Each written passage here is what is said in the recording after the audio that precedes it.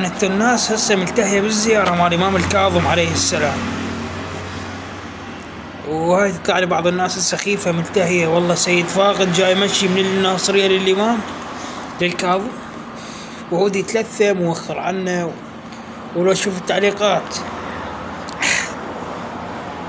هاي اللي كاتبت له تشبه زوجي، وهذا اللي كاتب له فدوى المداسك، وهذا اللي يخبل، وذاك الجيمر وما أعرف شنو، عوزهم زفة. ترى معلومة، هو مو معصوم حتى لو كان رادود، وهو أكثر من قرأ قصائد علاهية في العراق. عندك مثلا ب 2019 أو 17 ما أتذكر، نزلت له قصيدة: علي ربي وديني علي تارس عيني، علي ربك خرب.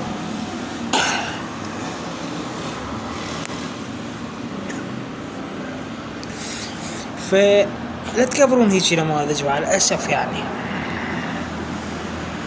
وترى للعلم ابن زياد لعنة الله عليه دخل الكوفة بلبس الحسين، ونفسكم استقبلتوه دق ورقص مرحبا.